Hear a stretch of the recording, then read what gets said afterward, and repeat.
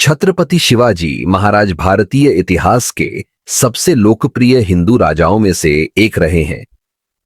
उनकी लोकप्रियता को इससे भी देखा जा सकता है कि आज भी महाराष्ट्र के लोगों की जुबान से उनकी शौर्यता के किस्से सुनने को मिलते हैं। अपने शासनकाल में उन्होंने जिस तरह से अपने साम्राज्य को बढ़ाया, वह आगे की पीढ़ियों के लिए एक मिसाल है। शिवाजी की सबसे बड़ी खासियत यह रही कि एक सेना नायक के रूप में वे कभी विवादों में नहीं रहे।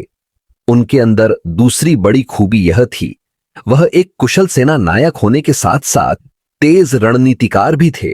उनकी सेना में 1 लाख से भी ज्यादा सैनिकों की मौजूदगी इस बात का प्रमाण है। ऐसे में हिंदू हृदय सम्राट शिवाजी महाराज के जीवन को इस वीडियो के माध्यम से जानना बेहद दिलचस्प रहेगा। 19 फरवरी 1627 ईस्वी को जन्मे शिवाजी का पूरा नाम शिवाजी राजे भोसले था।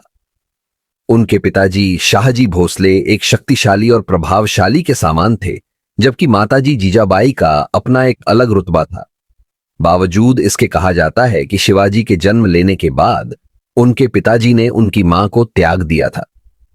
असल में वे अपनी दूसरी पत्नी तुकाबाई पर ज्यादा मोहित थे, जिस कारण उनके संबंध जीजाबाई से खराब हो गए थे।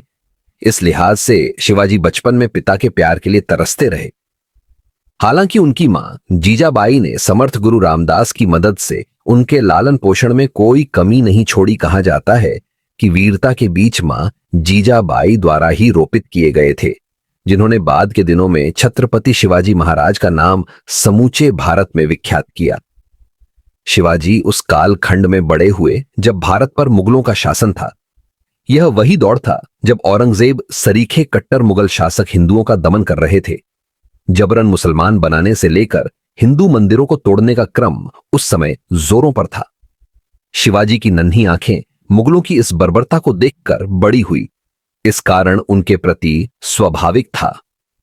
नतीजा यह रहा कि जल्दी उन्होंने तय किया कि वह इसके खिलाफ अपनी आवाज बुलंद करेंगे और मुगलों को सत्ता से उखाड़ फेंकेंगे। उनकी बढ़ती ताकत देखकर दुश्मन बौखला गया, क्योंकि मुगल उनसे जीत नहीं सकते थे।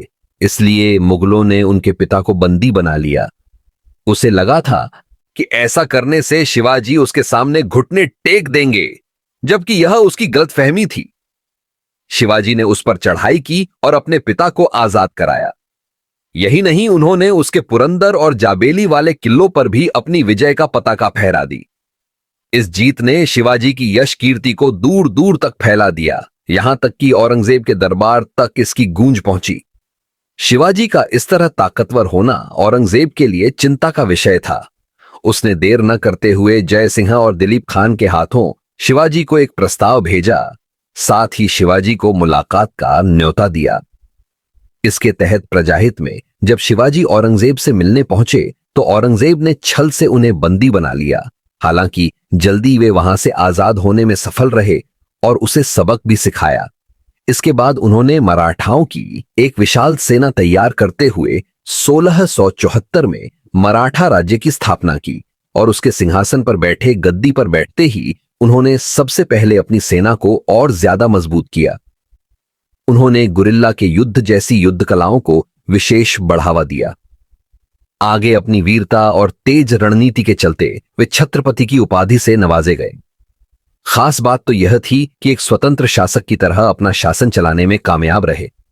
हालांकि इसे दुर्भाग्य ही कहा जाएगा कि उनका कार्यकाल ज्यादा नहीं रहा और 1680 में वे ईश्वर को प्यारे हो गए। उसके बाद में उनके पुत्र संभाजी ने उनके साम्राज्य को आगे बढ़ाया और उनकी ही तरह मुगलों को लगातार चुनौती दे रहे थे।